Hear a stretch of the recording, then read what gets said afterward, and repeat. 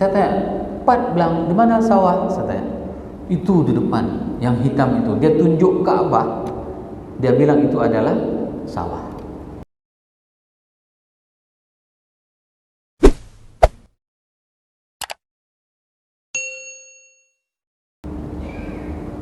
Dan ada juga teman Bang Amir tahu ceritanya.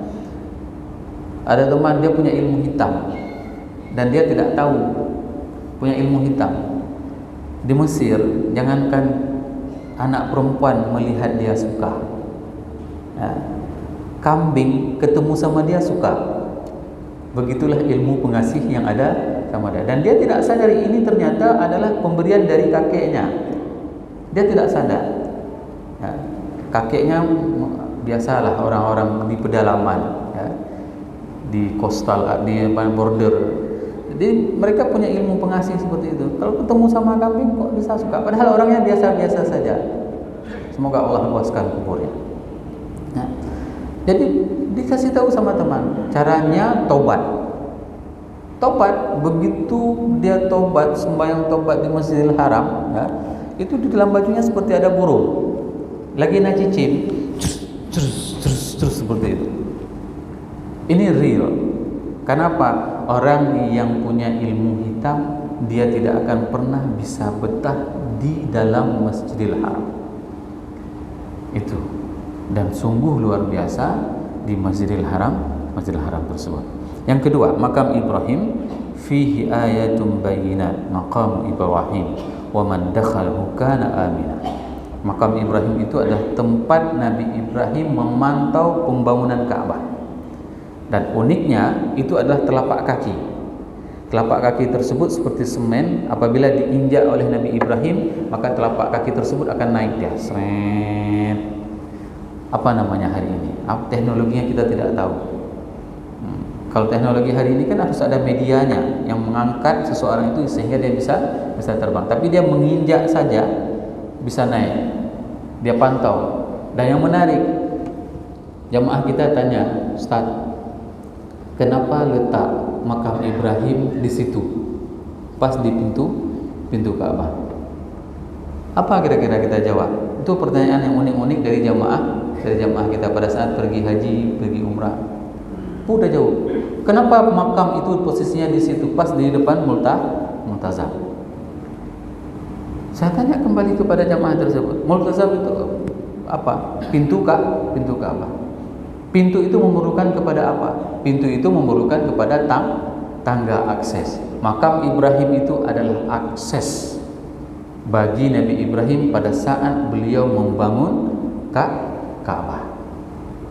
Itu sebabnya dulu sebelum tahun 1925 makam Ibrahim itu besar, Bapak nanti boleh searching di Ustaz Google, ya.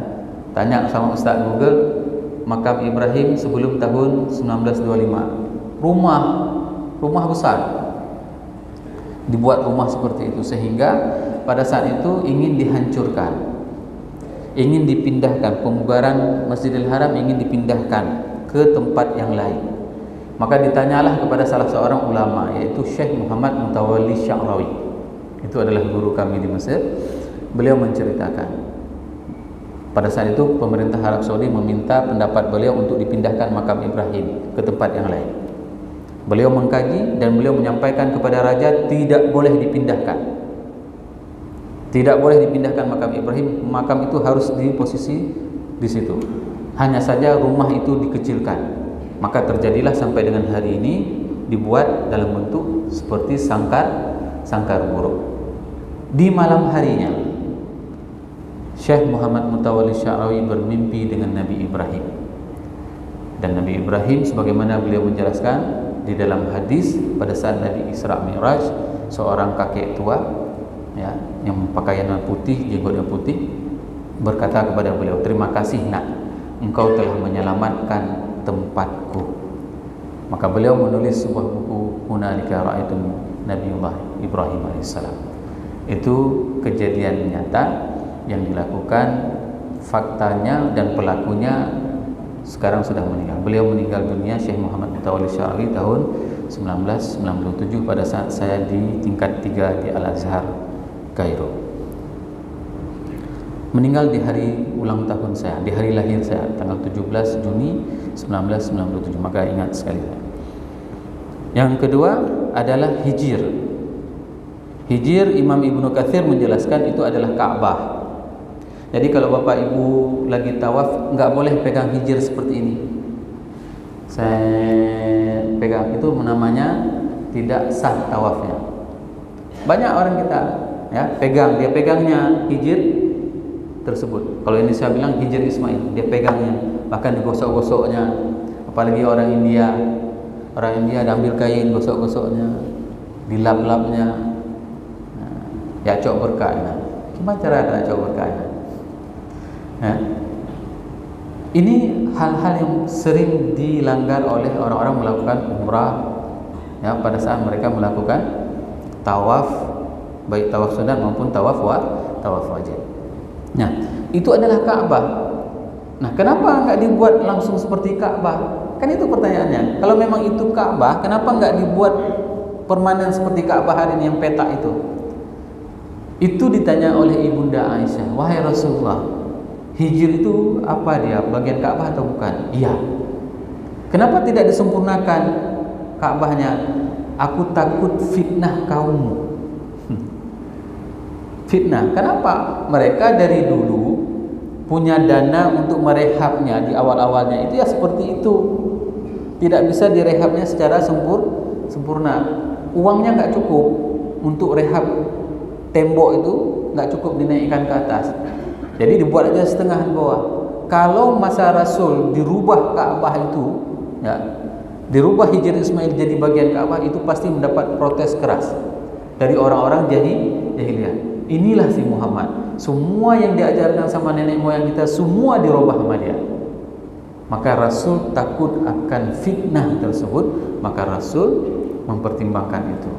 Karena mereka tidak suka. Mereka tidak suka yang disampaikan sesuatu yang benar tersebut.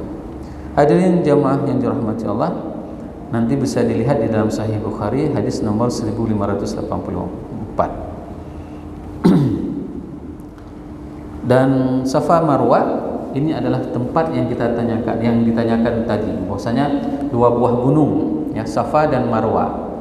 Gunung ini adalah menunjukkan lambang bagaimana ikhtiar itu harus kita lakukan. Kendati kita itu bukan istri Nabi, ya, bukan anak Nabi. Siapa ini istri Nabi Ibrahim? Dia disuruh untuk mencari air.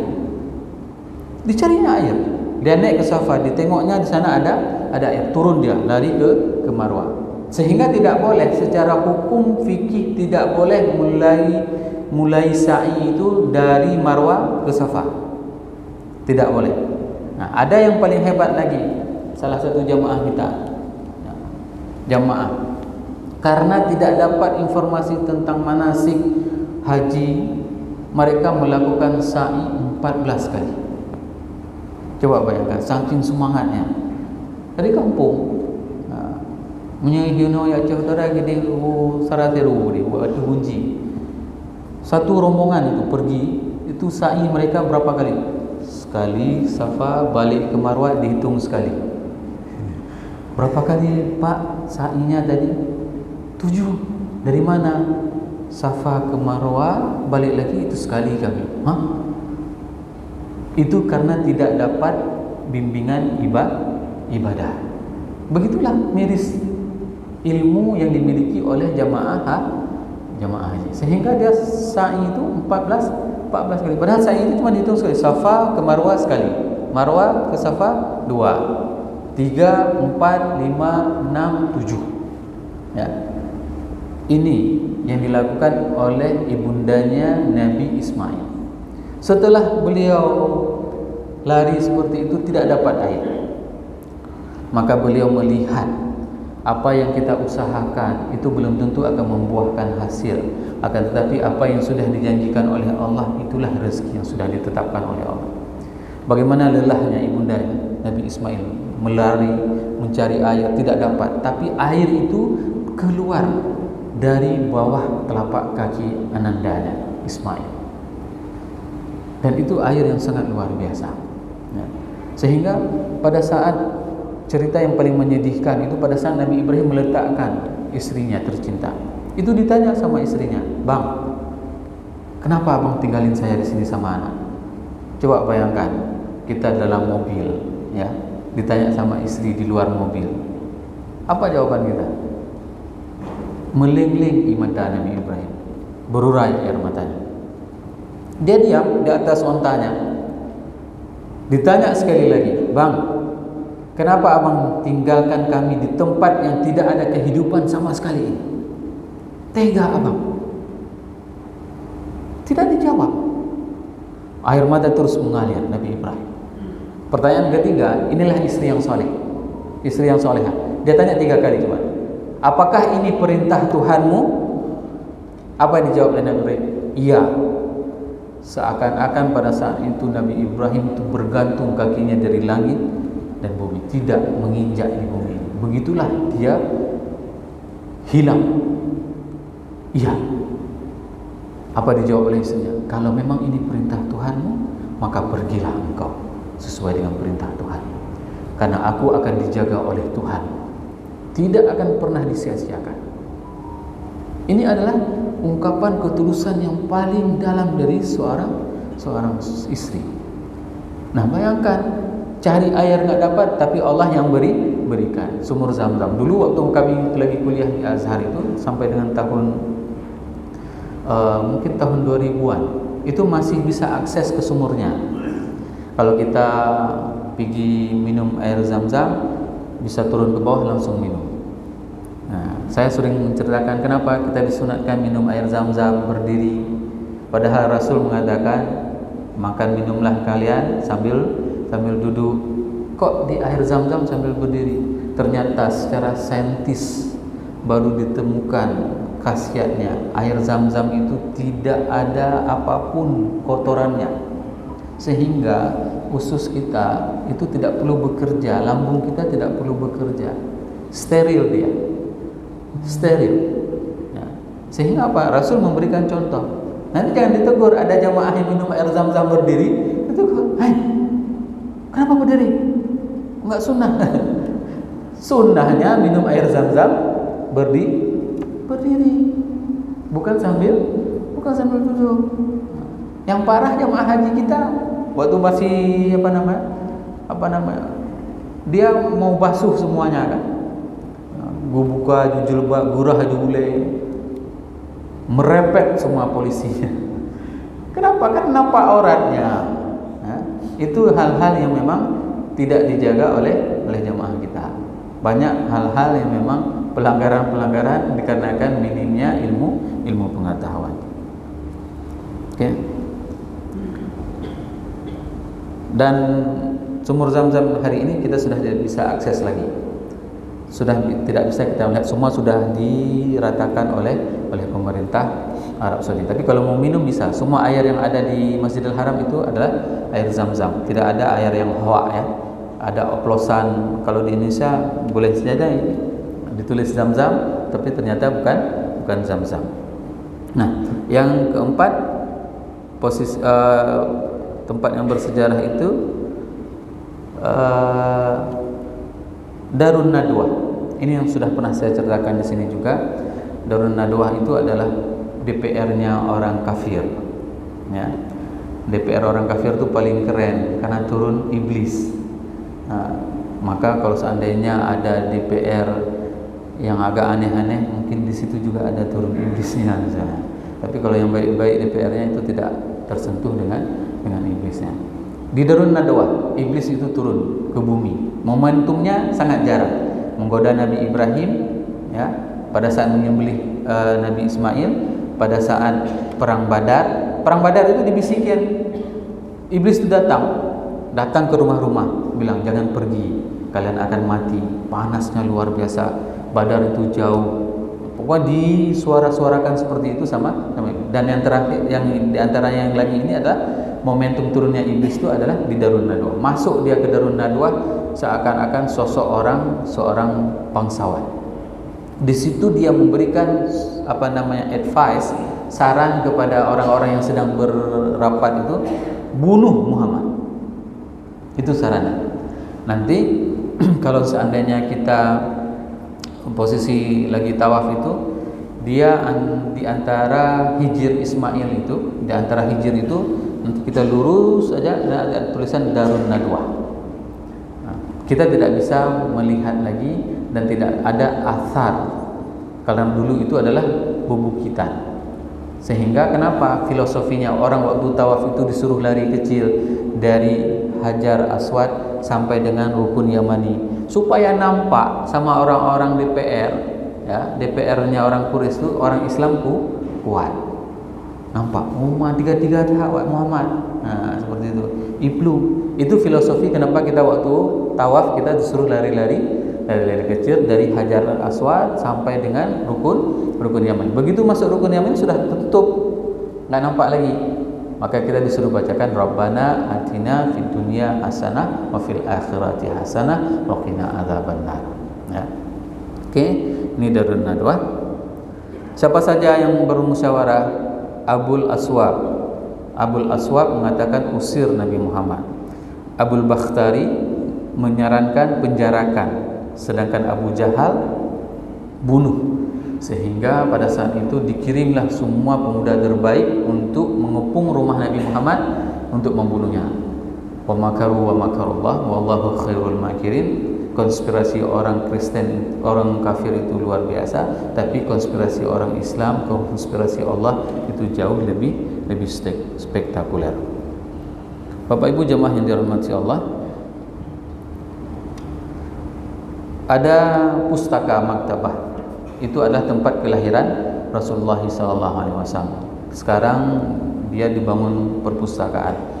Jadi kita waktu menziarahi itu tidak ada hal-hal yang aneh yang harus kita lakukan. Hindari hal-hal yang aneh yang harus dilakukan oleh jemaah. Orang India yang paling banyak, orang Pakistan pergi ke maktabah itu, ke rumah Rasul itu diambil kain, digosok-gosok rumahnya. Bukan di situ keberkahannya. Kita hanya ingin tahu bahwasanya inilah tempat rumah kelahiran makhluk yang paling mulia di atas jagat raya. Udah, nggak ada yang hal-hal yang aneh yang harus kita lakukan di situ. Benar jana ya te kemenyan hina, jangan. Ya. Oke, tempat kelahiran Nabi Muhammad yaitu namanya Lembah Bani Hashim. Ya.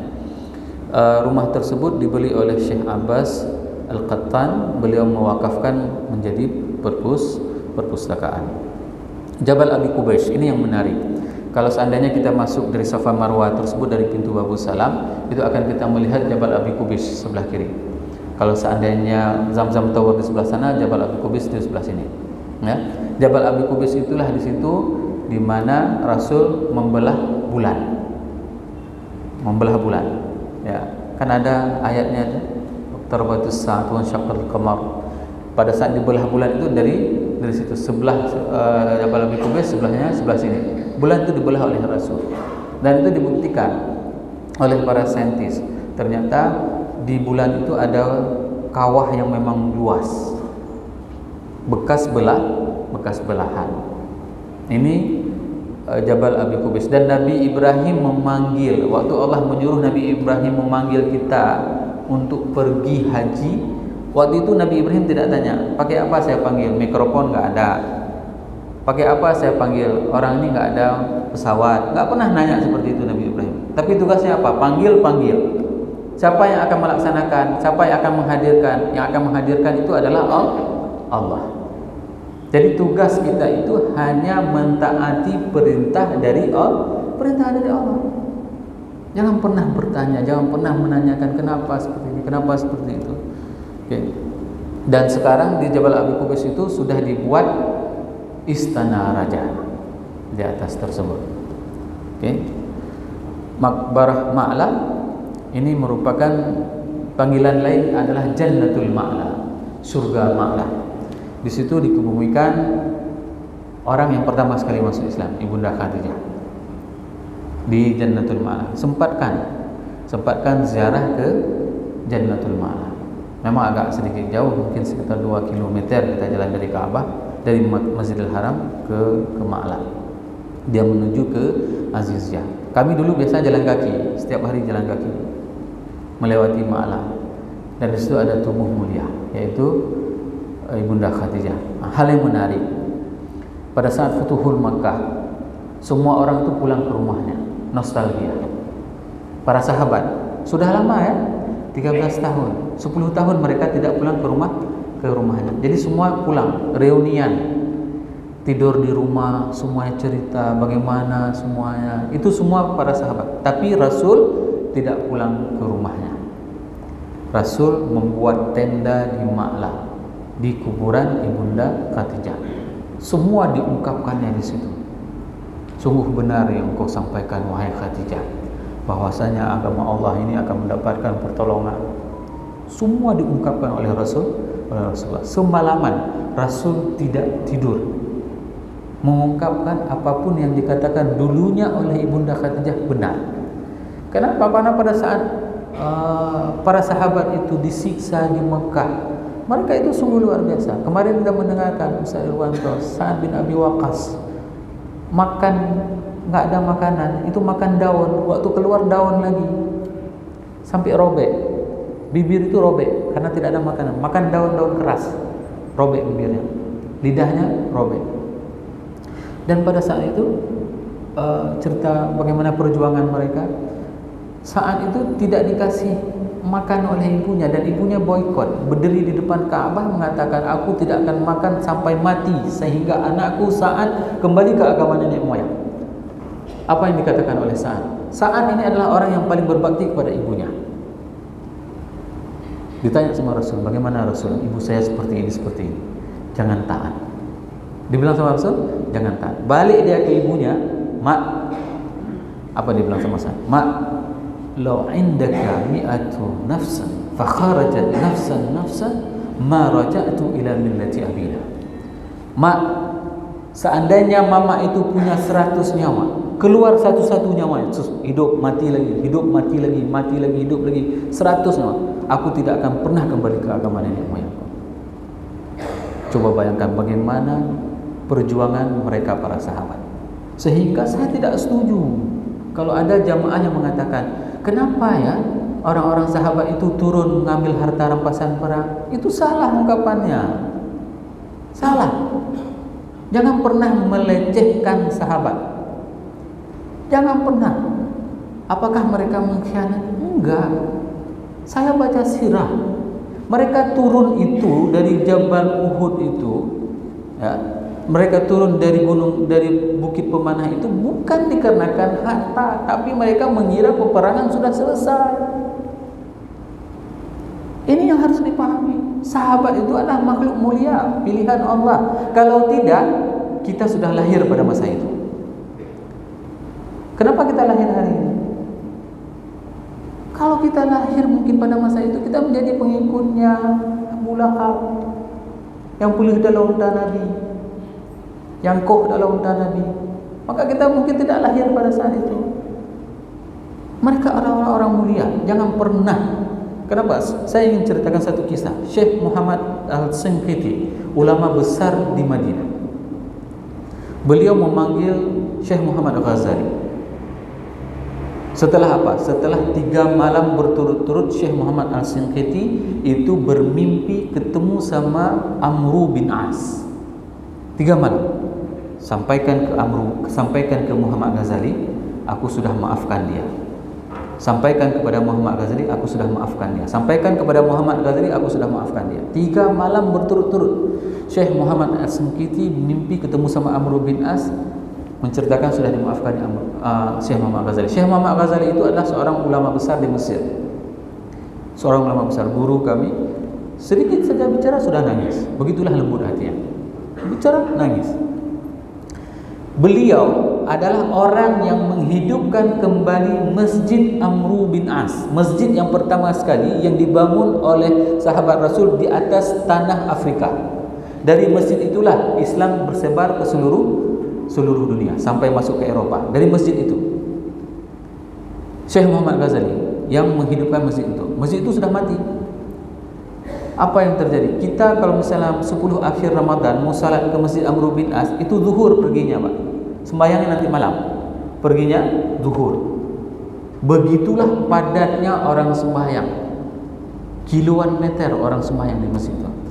Jadi dikatakan datang Syekh Muhammad Ghazali ke Muhammad Al-Shinqiti. Begitu mau duduk di depan, ya, begitu mau duduk di kursi, ada 2 kursi. Dibilang Syekh Muhammad Al-Shinqiti, jangan di situ Ghazali, kamu duduk sebelah sini. Langsung terkejut. Syekh Muhammad Ghazali. Kenapa kamu duduk sebelah sini? Jangan di situ. Ditanya, ada apa kamu dengan Amr bin As? Nggak ada. Aku datang 3 malam berturut-turut mengatakan aku telah memaafkan Ghazali. Ada apa? Menangis Syekh Muhammad Ghazali pada saat dikatakan seperti itu. Amr bin As memaafkannya. Iya. Aku hanya kecewa dengan sikap Amr bin As. Kenapa tidak membela ibunda Aisyah? Itu saja. Dan tidak ada ungkapan apapun. Ya. Tidak ada ungkapan punya sahabat ya berkahabat kira-kira tepu. Tidak ada ungkapan seperti itu. Hanya kecewa. Bayangkan kalau seandainya kita menyampaikan sesuatu kepada para sahabat, orang-orang yang dipilih oleh Allah, orang-orang yang mendampingi Rasulullah, orang-orang yang memperjuangkan ajaran agama Islam sehingga hari ini kita dengan mudah bisa beragama Islam. Kita katakan kepada mereka sesuatu, mereka berkhianat, mereka seperti ini, mereka seperti itu. Sungguh tidak pantas kalau ada orang yang mengatakan kepada sahabat Rasulullah SAW. Sehingga apa? Di antara ulama kontemporer yang dimakamkan di Baqi itu adalah Syekh Muhammad Ghazali. Tidak semua orang akan dibenarkan untuk dimakamkan di Baqi. Karena itu adalah tempat para sahabat, keluarga Rasul, orang-orang terpilih. Maka ini diantara beberapa tempat yang menjadi, kalau Bapak Ibu ada kegiatan di luar boleh kita akan lanjutkan, cuman Makkah saja kali ini, insyaallah kita akan lanjutkan dengan Madinah kalian. Jabal Nur atau Gua Hira itu 6 km. Kalau sanggup silahkan, karena ini salah satu bekas yang tidak ada berubah. Naik ke atas Jabal Nur, Gua Hira. Kalau yang lain semua sudah direnovasi, gua ini nggak bisa direnovasi. Ya, kalau ada waktu, ada kekuatan, pergi naik ke Gua Hira. Kenapa? Karena itu tempatnya masih original. Tidak ada pembugaran. Ya. Dan Jabal Sur ini di mana tempat cerita Rasulullah SAW bersembunyi pada saat dikejar malam hijrah. Kalau ada waktu, ada kemampuan, ada kesehatan, naik, rasakan sensasinya. Tapi jangan naik di siang hari ya. Siang hari bahasa orang Aceh, suung bekah oleh buya. Memang panas sekali di sana. Kapan juga kita naik? Naiknya malam. Sewa taksi berempat, ya kan? Ajak orang yang tahu, pergi. Ayo kita pergi ke tempat yang memang tidak ada pembugaran, masih original. Belum ada renovasi. Tak mungkin direnovasi Jabal Sur, ya. Tidak mungkin direnovasi Gua Hira. Ini 2 tempat yang masih original, dan salah satu tempat yang bersejarah lagi itu adalah Arafah. Kita berada di sana pada saat seseorang berada di 9 Zulhijjah. Banyak orang yang terkecoh di Arafah, ya. Apalagi jamaah haji kita.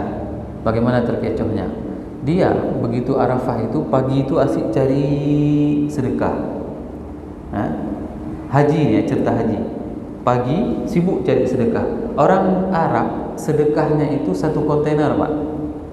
1 kontainer.